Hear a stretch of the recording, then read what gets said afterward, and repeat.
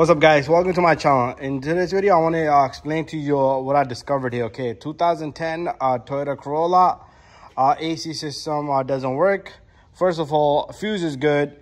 Pressure, you got to check pressure in the system. Pressure is good. Two of the faults you can have in this kind of type of system. One, your computer won't control your AC compressor. That could be a bad computer because it's integrated relay.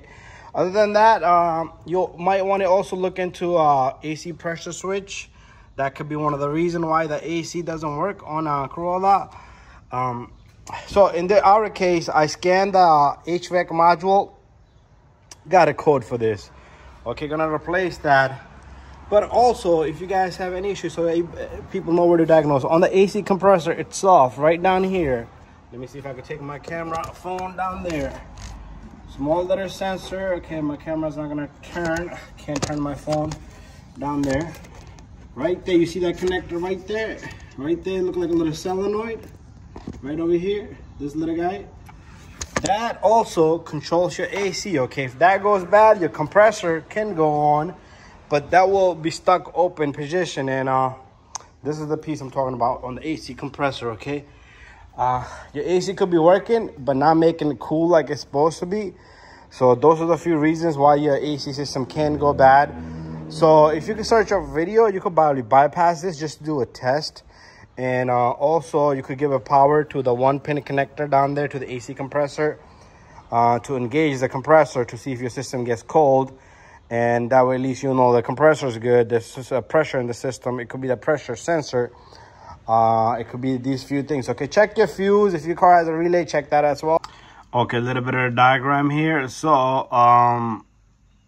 this is your AC amp, okay? The computer is called the AC amp. You would have to locate that. That can also fail, okay?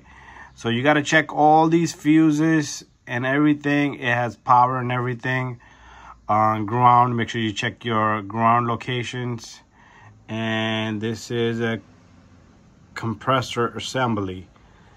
Okay, cooler compressor assembly. So ground, and then the compressor has a whole bunch of wires coming in. So remember that solenoid I told you about. Some of these wires are for that solenoid. And this is everything that's coming off that compressor.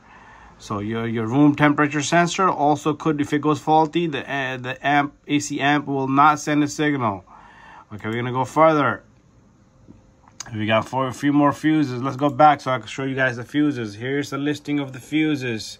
Ignition, so these are the battery, straight powered from the battery. Now we're gonna go further. We got some relays here, so make sure you take that. Solar sensor, okay, solar sensor, also AC amplifier assembly, okay, connects to the module. AC pressure sensor, here's the wiring for the AC pressure sensor, okay?